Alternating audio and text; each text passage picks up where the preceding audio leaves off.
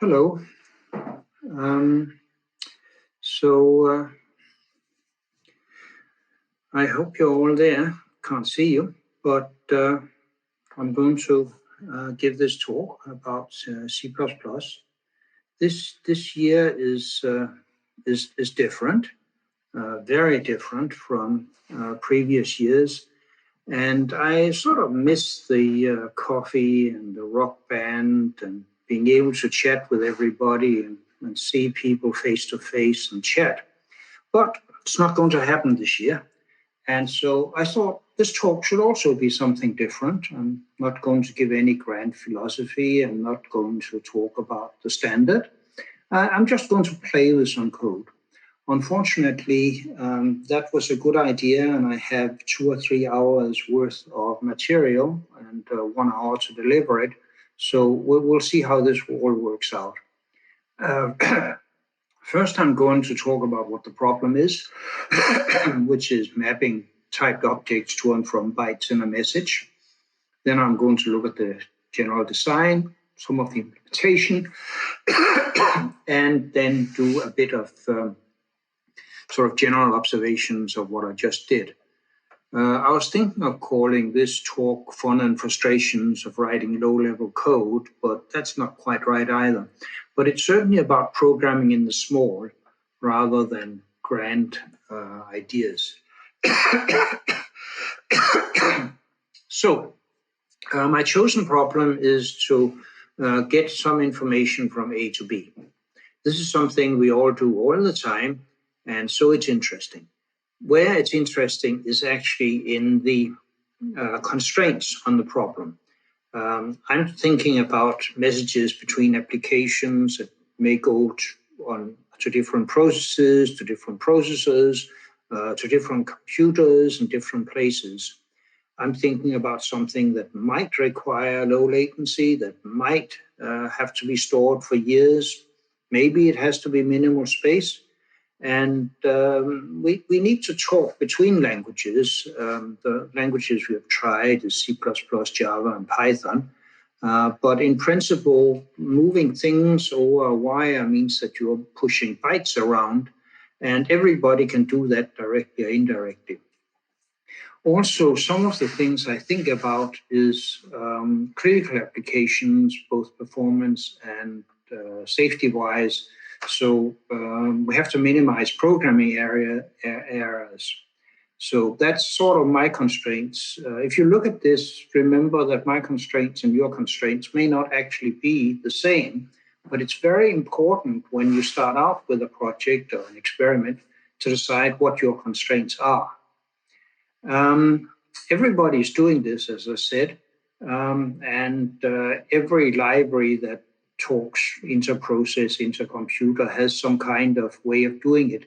And there's many, many ways of doing this. And this is one of the things that bothered me because I couldn't do experiments using a variety of things. And also I observed that business applications got tied to a particular way of exchanging information, and so couldn't change it, and users had to understand that. And when you have to communicate between different applications, you have to understand all the transport mechanisms, communication mechanisms anybody's ever used in that set of applications. So I want to separate the reading and writing of messages from the transport. And basically, I'm describing a library I'm working on, experimenting with for giving an interface between typed objects and bytes in a message. And basically, the way I see applications is like this. We have an application, you have some business logic, as they call it, and it can be written in a variety of languages. And then there's a transport, which can be done in many, many different ways. But basically, it's end up being bytes on a wire. And then I want to write the thinnest layer I can between the business logic and the transport that is easy to use and safe and efficient. Efficiency matters because sometimes that wire is not thin. Maybe it's shared memory and it's actually more like a fire hose. And in that case, the cost of marshalling stuff, if that's what you're doing, or copying stuff, can be very expensive. So you want to minimize the cost of passing through that interface. I have a communication model, which is that I don't need self-describing messages. You can set up a version control, a connection control at the start of a session, and that's what I assume here. Furthermore, I'm not going to read or write half buffers. You wait until the buffer is full, and then you can start reading it. And I want zero copying. I don't want you to build a message in one place and then sort of do something to it, moving it something else. Minimize copying, no marshalling. In other words, I want to simplify by not trying to solve every problem I can imagine. I want to see what my likely users need. Similarly, with the data structures, I want to simplify things to what basically everybody is sending. No pointers, they don't go well over wires. No mutual references, that creates complicated things. But we have the basic types like characters, integers, some reals or floats, optional variant, array, vector, and strings, and nesting of all of these things. Again, don't try and solve every problem. Listen to the users. And for anything that's more complicated than that, you can use a higher level of composition and basically break the problem into a series of messages that fulfill this requirement. I call these simple structures flats, and the library I'm working on is called flats. So here's a message. It has a bunch of flats that are the structures that are the payload. And there's an optional header if you need versioning in the headers, and if you need to control some memory at the end, where we put stuff that we don't know the size of before we start writing the message. That's known as the tail. So basically head, main part of the body, and tail. That's it. And so the messages basically look like this. As characters look like characters, integers like integers. Arrays are typed. It's an array of 10 T, and there's n of them. We know how many they are. If we don't know how many there are until we create the object, create the vector, then it's called a vector, and we store the number of elements and where we stick the elements. That goes to the tail. Optionals are simply a thing that is either there or not. And an optional array looks like that. And then you have variants, which holds one out of n alternatives or none of them. So that's as simple as I could make it. The aim here is not for real sophistication. It's to be very simple, quite primitive about how you use things. So we need to be able to map between the ordinary world of typed objects, where you can use the full language, and the sequence of bytes on the wire. And that thing is called a message descriptor. It's something that we generate, and it does the mapping from types to bytes, which is the key issue here. And then once you've stuffed things in the byte, you can send them to somewhere else, or you can receive a message buffer and read them. The key to type mapping is that it's really messy. You have to have high-level concept that you turn into low-level representations, and then back to high-level things again. If you write that code, you'll find it's fiddly and error-prone. So we don't have humans write it. It's either generated or it is in a support library that's written by people who does that once and for all. So here, the user code can use things like standard string, and it can access using an access type, which is a span. A span is like the standard span. The span, it simply says there are elements from here to there. You can traverse them, you can subscript to get to them. The span is one of the key abstractions we're using. The message descriptor can take a string and turn it into the string representation in the buffer, which happens to be called a string. And you can get back out again a span that describes what you're doing it. The way it looks in code is you can initialize a vector of strings, say, by giving it an initializer list of standard strings. And the message descriptor knows where the message buffer is, so it does a placement new, sticking a vector of string with the allocator and the argument list we got there, and it basically takes the whole thing and puts it on the wire. To get it back again, it simply says return this place.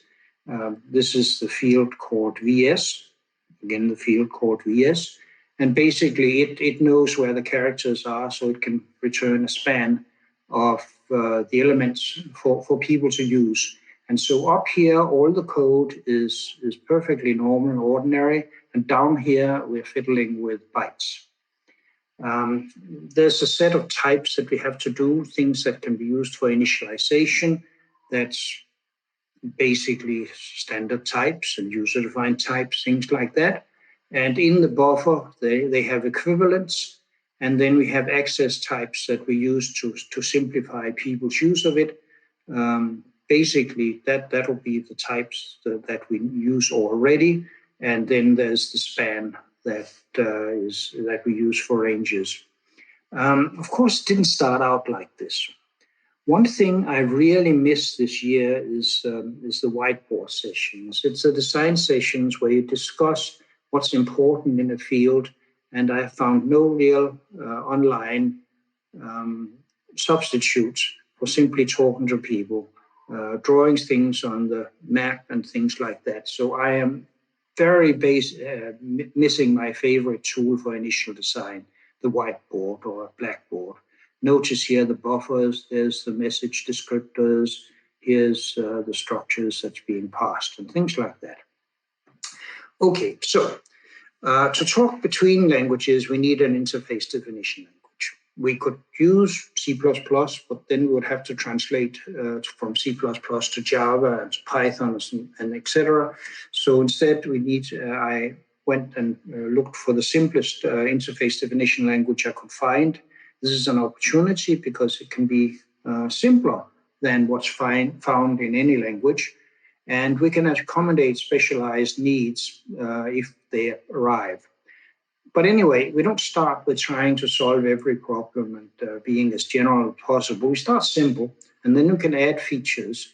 The simpler it is, the easier it is to add things later because there's fewer constraints. So here, a pair is a flat.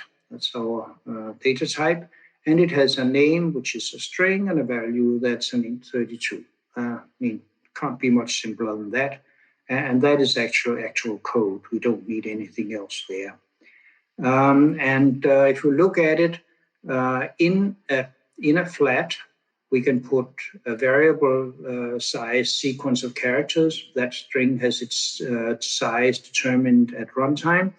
We can put built-in types. We can put user-defined types, provided they're sufficiently simple and not loaded with pointers and things like that.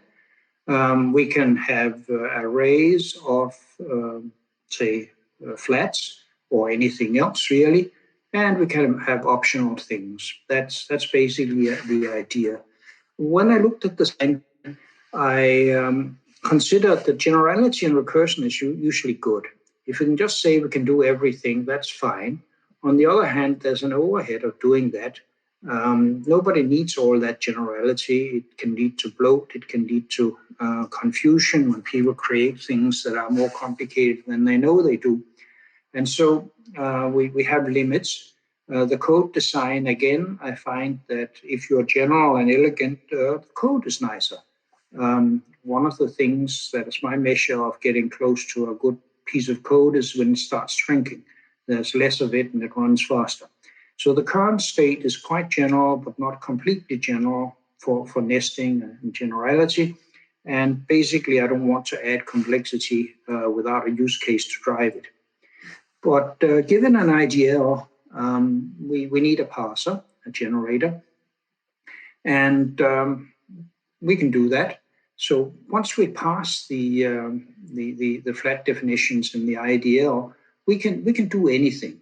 We can generate C++, we can generate Java, we can generate object maps, we can generate things that interpret data structures, but for now, I'll concentrate on C++.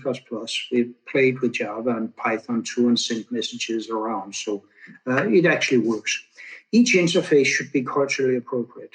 As I said before, we don't really want the Java programmers to write C++ or vice versa. So the general framework looks like this. The application programmer sees the IDL and writes some code using the stuff that's generated from it.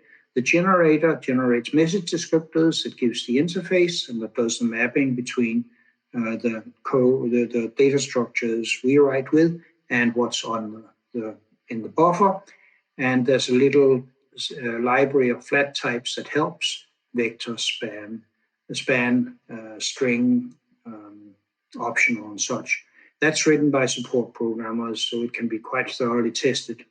And there's all kind of other stuff, which I won't talk about today. So when it comes to the implementation, small is good. To be fast and correct, the code has to be small and simple. If I have a huge stack of code, it's very hard to see what it does. It's hard to find bugs. It's hard to be thorough in testing. So I have a little parser generator from the IGL, generates things like vectors and anything I want. And it's about 1,000 lines of C++. That's quite manageable. It's just a recursive descent parser that creates an internal data structure that I can do everything with. The support library is similar simple. It has these types.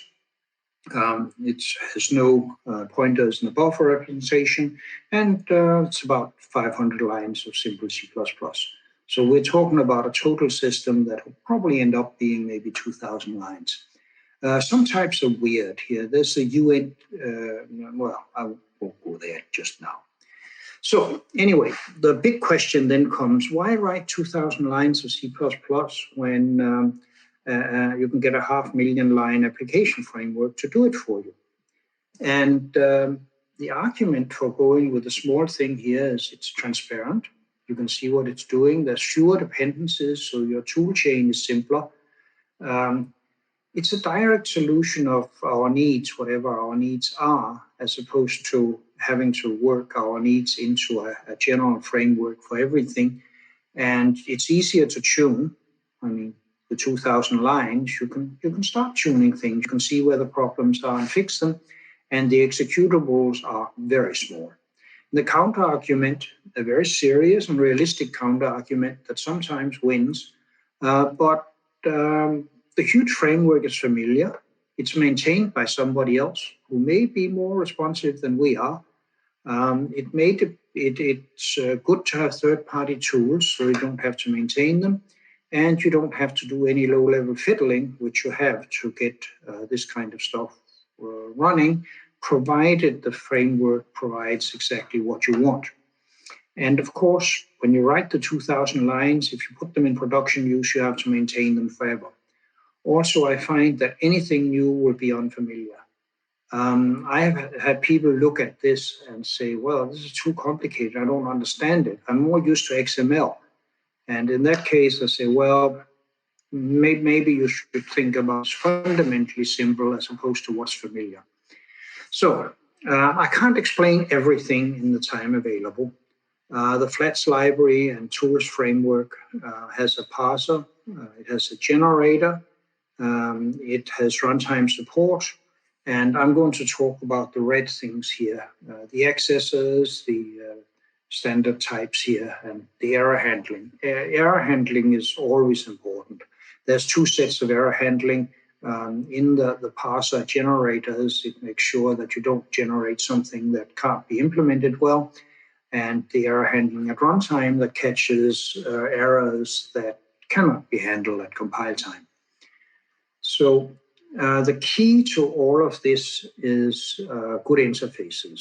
That's always essential. The way we write code, if we have good interfaces, the code using those interfaces are good, both from the user side and the implementer side. And if they're not, code becomes a mess. Now, unfortunately, tastes differ. So what I like may not be what you like and vice versa. But here's an example. Event here is a message descriptor, and there is a field, a member called VVI, vector of integers. This is a test example, and I give it a list, basically a list of lists of integers. That seems fairly natural and simple. And when I want to write it out again, I can say write it out. And what that thing does is it prints the element. And since this is a vector of vectors, it just does a nested range for loop to do it. It comes out very naturally. That's the kind of ideal I'm aiming for. We can try, there's a member called vector of integers here, VOI. It has integers, and it's optional integers, so there can be some that are missing. And so I can read this thing. I can grab the thing from the buffer. This is a reference, not a copy. And then I can ask, is one element 1 present? And it will go and see, yes, it's present. Then I can write it out. If I'd asked for 2, the answer would have been no. The idea here is to have a single interface for many implementations. I'll show 2 implementations, but there are many. We can't just read and write structs because the standard types have pointers in them, and they're more general than what we need. And in general, our data structures are more complicated than can be fitted conveniently into conveniently and efficiently into a byte buffer. So we can't read and write structs because the different interfaces to the transport, we might want 0 copy. In the world I'm thinking about, we definitely need to handle version differences. Some people want guarantees that the fields have always been all been written. That's not easy, but we can do it. And some of the necessary types are not native in all languages, so we have to provide user-defined types that represent what the other language needs, what the transport protocol needs. My main example is a 3-byte integer that I found in some important communication protocols. And some want static guarantees that only a subset of the fields is accessed. So if we send a message over the wire, it may have all kinds of stuff that from the application is just irrelevant gunk that could be confusing. So the simple plain structs will not cut it. We can't use the standard library types on the wire because they've got pointers, and I can't just use my favorite vendor's interface because I don't have a single favorite vendor. It locks into the favorite vendor, and in a large organization, that means you get different part of your code base locked in to different vendors, and you have trouble communicating. And anyway, I want to experiment, and doing that at scale requires a single interface. So from a good interface, we can map to any implementation, any transport mechanism that you can think of. So here's an example of why we might have a single interface to two things. Here is a flat creatively called F that has some members, and I want to access member D and member S. The message descriptor knows that D is there and that S is there. The offsets are known at compile time, so we can read and write really directly into the buffer. On the other hand, a new version of F comes along, And somebody has stuck a vector. Let's see what it did. Yeah, stuck a vector of strings right in the middle there. Things like that happen. Now, we would still like to read both this and that. And the way you do it is you define a view that says, I'm interested in D and S, not in the rest. And the way this is implemented is that now the view event D knows where to find the offset of D and get to the right place. S knows where the offset of S is, and it's in the right place. And it's not the same as it was up there. So if we use a view, we are independent on layout of the buffer, and we can survive version changes that leaves the fields we're interested in as we want them. So that's just one example of why we want a single interface. Notice that it was called the same, event D, and it's just the initialization of event has changed. So can I afford this? This is a big question. So fairly early on in the design here, I was looking at how to measure things. So I did some simple measures. They're very simple. I could be blindsided, but it's better than no measures. So I write 1 million messages, and I have 11 fields, 68 bytes, very simple messages. I borrowed it from some friend of mine that sends such messages. And then I get some simple brittle measurements to get a first impression. And I do the usual kind of thing, average, best, remove outliers, worry about cache effect and inlining. I'm looking for ratios, comparing different ways, not absolute figures. There's really no substitute for use in a demanding application, but I have to define my interface first before I can do the real implementation, and so I need some guidance. And you repeat that a lot. So I found that writing bytes, structs, and using the message descriptors gives about the same thing. I can write a message in 4 nanoseconds. That's probably too optimistic and has to do with the fact that I'm in a tight loop, but it gives an idea. I tried the accessors reading from the beginning and from the end and for random in the middle. It gives some differences, but not dramatic. On the other hand, I tried sort of the traditional way of interfaces from some areas. I have get functions and set functions. And they are roughly twice as expensive because the compilers can't eliminate the copying of arguments and results completely, especially not for the slightly more complicated data structures that we're reading and writing. So the accessor interface is probably the right one. Apart from that, it's much easier to type. I like it, it's cleaner. So let's look. We feed the IDL pair, which is this strict, and we say I want a message with a pair in it. And it generates a structure, which is a perfectly ordinary C++ structure with a default constructor, which I happen to need for a lot of things. Now we can use it. I put the pair direct generated accessor, a generated message descriptor to a test code, and it can initialize the string, initialize the value, and see what we got. Write out the name, write out the value. That's fine. And I can go and change badger to bear and value to 2, 1, 2, 3, 4. This is fine. We write it out again. It works. And I can try and change the name to elephant. Now, we could then change everything so that we had a different size of the string, but we don't do that. The way it's written is that you get a truncation and you get an error. And I'll get to what the errors look like, but basically once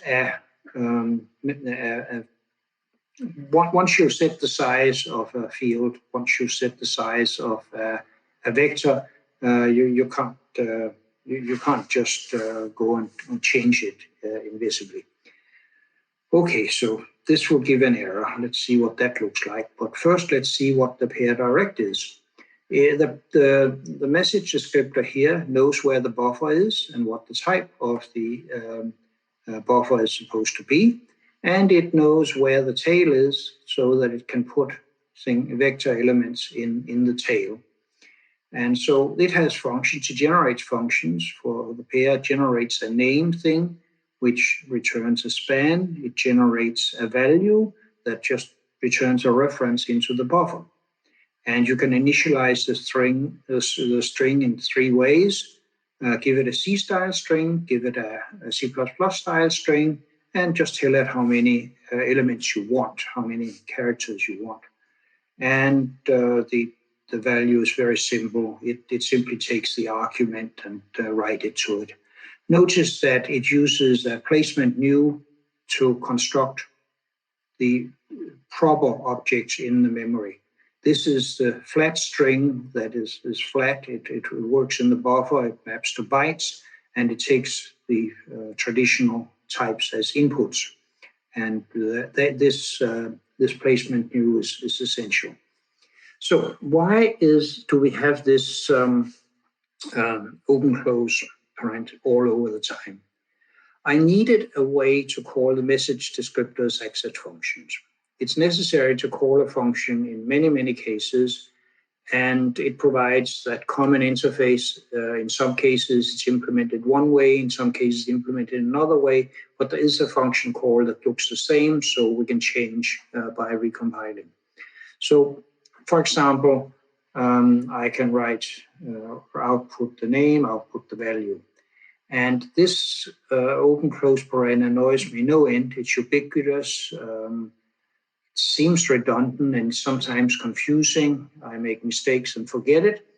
And I really miss operator dot. I was not going to talk about standardization, but I really wish I had operator dot so that I could write the really simple version of this, where the call to the accessor function is implicit. Anyway, let's see how we handle variable-sized objects. An array is something where the elements, number of elements are known at compile time. A vector, we find the number of elements when we construct the object in initialization time. So the message looks like this. There's the header. There's the elements that we know the size of, like arrays or built-in types. And then here at the tail is where we put vector elements, and we are not currently supporting change of size after construction because I don't generalize without a use case, and I haven't seen the use case for that yet. We can do it, but that would be complexity. So let's look at strings. A string is basically a vector of chars. So here, that's the full definition of string. String is a flat vector of char. Okay, the fixed size, we have we can simply allocate a fixed size, fixed number of characters. This is perfect if you know the size, but you always waste space because you have to over-allocate in most cases. I mean, if you are always having, the answer is the string is always 3 elements or always 20 elements, this is fine. But for a lot of strings, you don't know the size, so you over-allocate, and then you have to keep track of how many characters there really was. So if I say I have this field of 20 elements, then use it, then I'm not using 14 characters. If this has been a vector, we didn't need to say extend. If the size is unknown, I allocate only the ones I need, which is 4 characters. I just saved 16 characters here. But in the end, I have to store the size and position. That's a word's worth of memory, and we put them in the tail. The vector definition looks basically like this. There's a representation, has a size and an offset. I use 16-bit integers because I'm assuming that messages are short. If I'm wrong, I have to recompile. There's default initialization to empty, which is pretty necessary. And then there's a variety of ways of allocating things. We can say how many elements there are. We can give it an initializer list. We can give it a string. And the reading and writing to it is through a span, which basically says where are the elements from the beginning to the end, like std string, std span. And the reason we need an allocator is that we don't know till runtime how many elements there are, so we have to put them in the tail. This is done by allocating some memory, fiddling around with the bytes for addressing, and this is pretty messy, and I got it wrong a few times. Fortunately, this is not something that's in the application interface. We can get it right and test it, and it's generated now, so it's like code generation in a compiler. And we have two things where we allocate elements in general, and here we have allocation of characters from a C-style string, which is more complicated because we have to scan the string to figure out where it is.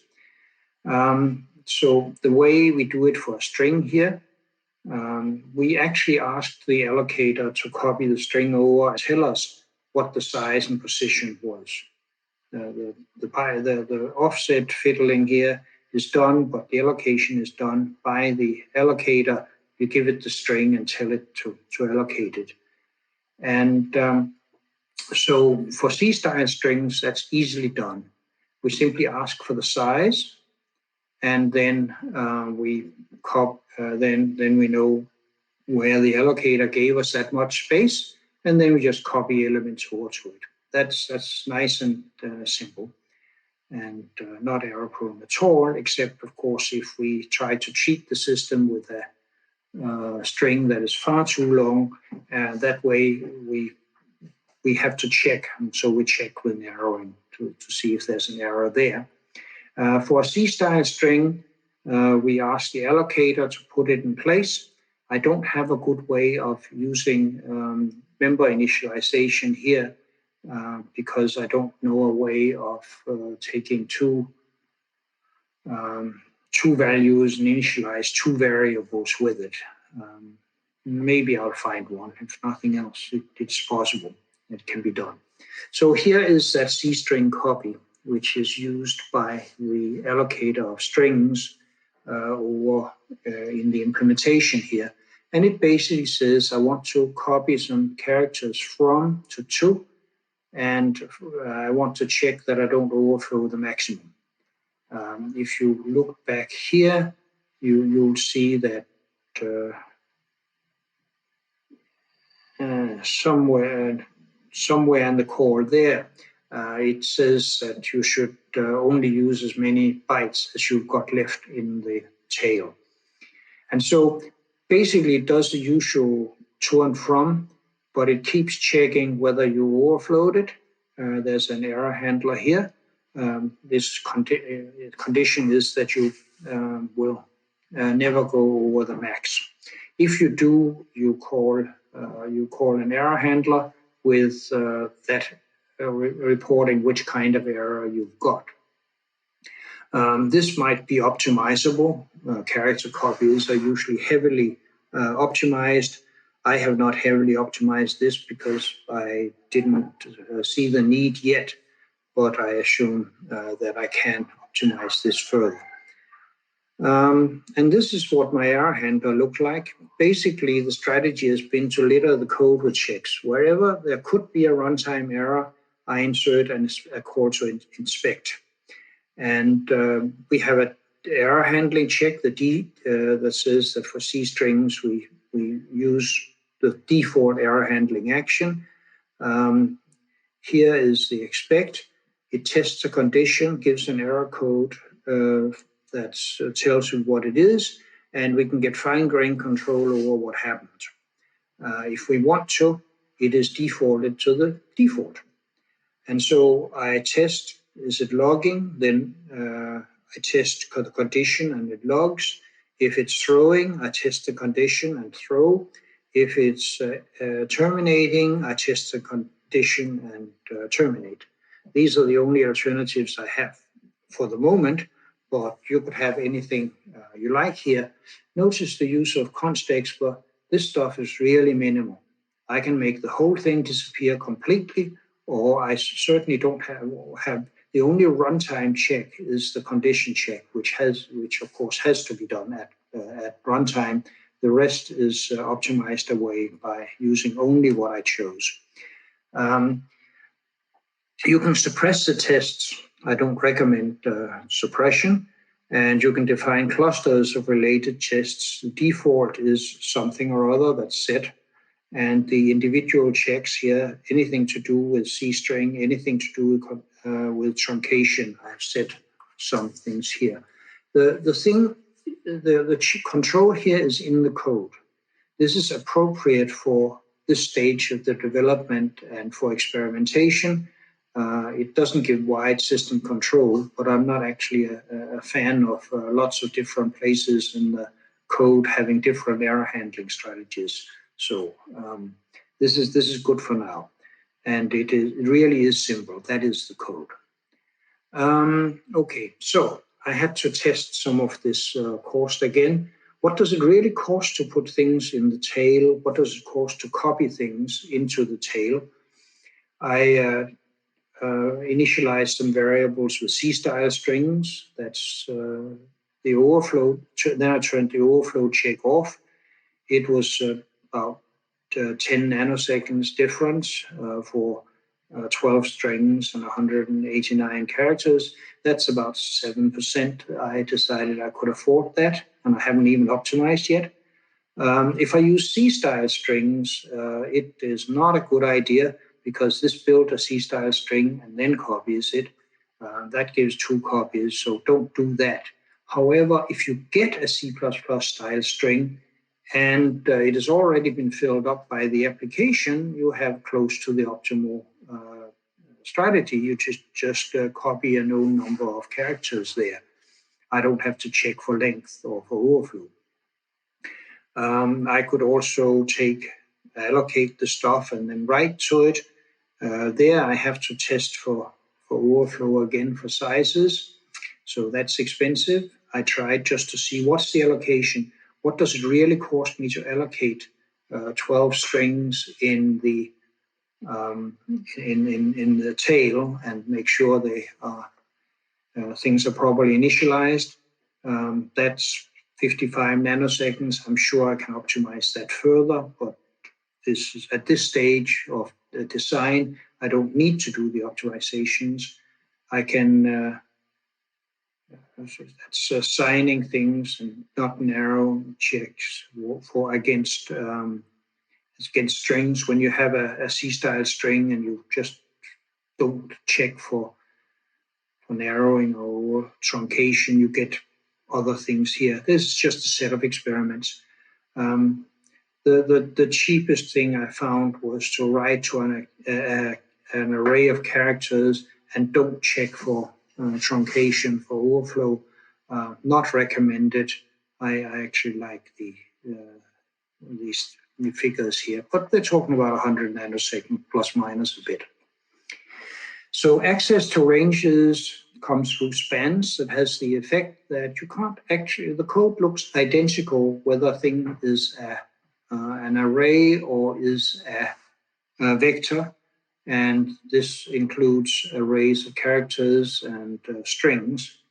And this gives a uniform access to this. It gives so scope scripting comes the way it's done. By default, ranges are checked, and you can do range forwards. And basically, a span looks like this. It almost fits on a slide. It has a pointer to the beginning and the end. It has a begin and end function for normal and const, a size, and 2 subscript operators that each check the range if you have it enabled.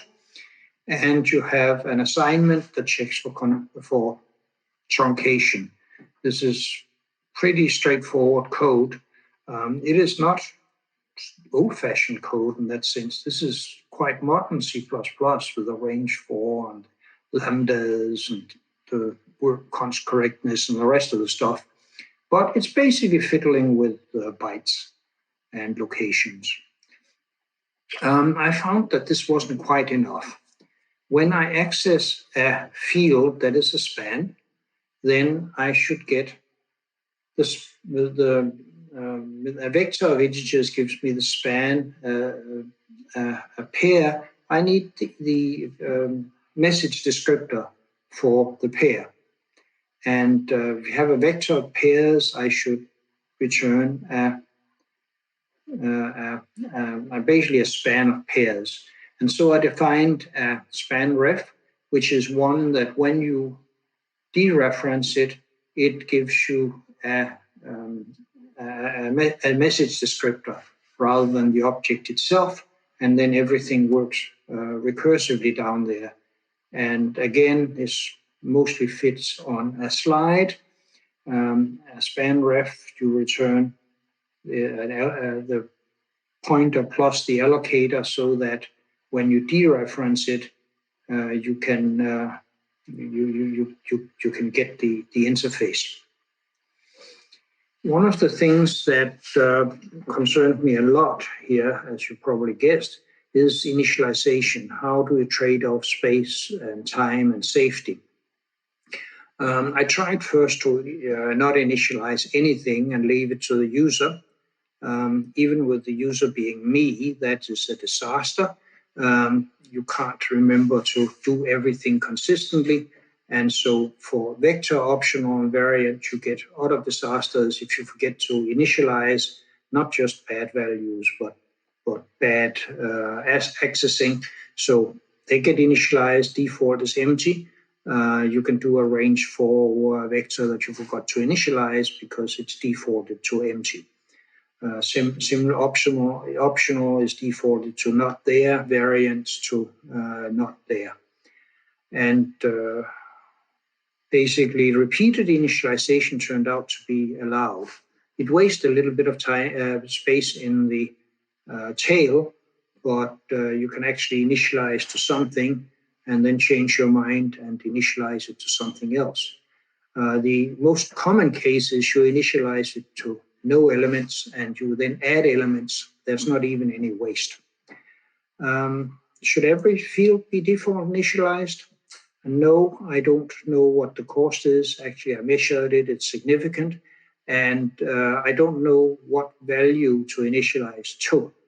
And initializing everything to 0 might be good, but there's a lot of field where 0 is not a good value. So I stayed out of this default initialization, and I have not decided, because I don't have enough use cases to decide, whether programmers should specify defaults for fields. It is quite possible to generate an interface so that everything is guaranteed to be initialized. You simply have one of these initialized X, initialized Y, initialized C, long strings of initializers. That can be done. I wondered about allowing the size after construction. The cases are vector and variant. And in principle, it's easy, and I've seen no use. So basically, you can have default nothing, and then you can set it to something, and that's it. I was wondering whether optionals should be allocated even if they were not filled. And I decided, yeah, I'll do that. An optional T has a Boolean that says whether it's present or not, and the allocation. If you don't want to allocate here so that you don't waste any space if you haven't, if it's not present, you can instead use a vector. A vector with 0 elements is just a size and a pos, and you can then change it to a vector of 1, and then you get that. There's a little bit of overhead in space and in access time, but you actually have the choice between the plain optional and the vector of 0 and 1 that gives you that performance trade-off. And now there's always a lack of time. Even less than 2,000 lines of code. There's many, many design decisions, many, many examples that could be used. This will make a rather nice talk for sort of 3 hours for students to show design decisions and alternatives and coding techniques, but we don't have 3 hours. Any day now, I'll put it all on GitHub and let people comment. I'd love comments about this. So the general observations on this is that actually modern C++ is great for low-level code. I've written low-level code in, well, machine code, in microcode, in C, and older C++. We can do much, much better in modern C++. It's the language is very flexible and it's tunable. Once you figure out what you want, you can usually do it, and you can measure and tune. And simple value types are the key to a lot of things. I don't need wrapper classes. I don't need the free store, the dynamic memory. I can avoid spurious indirections and get things that are compact and fast, close to zero overhead. I find that generic programming is essential for that. For composing code, and for having uniform access to things, you need generic programming. And compile time evaluation and inlining allows me to do this kind of abstraction. Functions don't actually cost very much because, well, once you've generated the code, there's no function call. It's been inlined. Compile time evaluation, if those error alternatives are not chosen, they're not there. And again, I misoperate a dot to simplify my notation, but it wouldn't actually affect runtime of it. Then I was debugging this stuff, and there's some observations there. The most fundamental observation about debugging is that the bug is always where you aren't looking, because otherwise you would have found it by now. There are some language-related sources of bugs and problems. Signed and unsigned is a mess. Here we have to use size of, and we have to do offset calculations. Size of is unsigned, offset calculation goes forward and backwards, so they're necessarily signed. That caused me some grief. Overflow protection forces you to choose between having rare bugs or verbosity and or runtime cost. I tend to choose the checking and the verbosity, explicit checks and the cost. I can afford it, at least for the applications I've seen so far. And remember, I'm counting nanoseconds. I don't like rare bugs, not at all. If it's safety critical stuff, you don't want to be here. So systematic error detection is relatively cheap. Error reporting needs to be very flexible, because if you are a library, you don't really know what people need to do with the errors that's been detected. There's endless debates about that in the community. Here, I need to be able to deal with applications that may not terminate. It's simply not acceptable. So I use exceptions to get out of this into the application that then can decide what it wants to do about it. That was one of the reasons exceptions were put into C++ in the first place. I got bitten by order of argument evaluation. I really wish that the order was defined. It's such an unlikely thing, and when it bites hard, and we're not used to looking for that kind of errors, so that's nasty. In this kind of stuff, I needed to use both pointers and references, and it's really quite hard to remember when you have to put the address and the star in the right places. That caused some bugs. And it can be really hard to find the root cause of compile time errors in generic code. If you write the code and you make it generic and you do it at compile time rather than runtime, the debugger isn't going to help you all that much. And we get really these horrible errors we've seen for years. I made a big mistake. I failed to use concept. You could ask why of all people make that mistake. And the answer was, I thought this was a simple problem and I didn't actually need the help. I was wrong. Concepts are very, very powerful and very, very useful. And the other reason was that the compilers I was using didn't all support them then. Next year, you don't have that excuse. So basically, we can do a type-safe mapping to and from raw memory. That's important. It's part of the C and C++ memory model that gives you this kind of ability to manipulate it. We can get great time and space performance. There's no spurious memory use, no spurious indirections, minimize the number of function calls. And this is all done without any macros. There is no macros in this system. I don't like macros, and for this, I don't need them. And only necessary cast. You have to, some casts are necessary because you have to tell, for instance, you have to tell the message descriptor where the buffer is and things like that. So fiddling with bytes and addresses is necessary, slow, unpleasant, and error-prone, so leave it to support libraries, compilers, and generators. And once you've got a generator, you can do just about anything. And then it ends up being simply a set of trade-offs, balancing concerns, figuring out what you want and what you can afford, and then you can tune and extend later if you need to. And so I was showing this to some people and says, are you going to propose this to the standard? And the answer at this stage, at least, is no.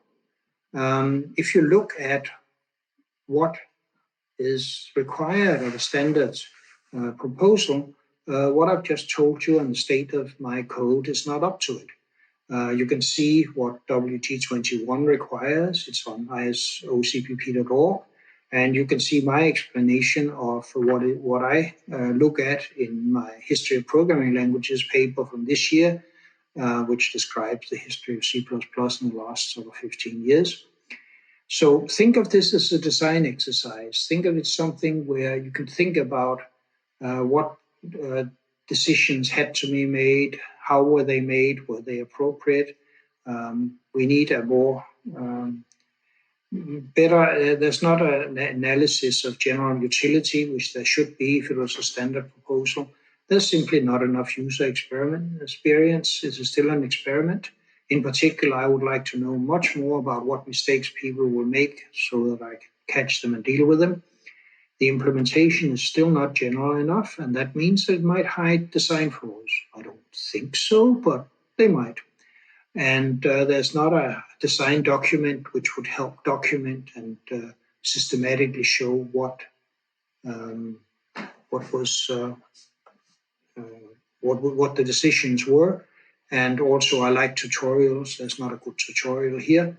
And I would like performance analysis done properly, meaning real applications for real scale rather than just micro benchmarks.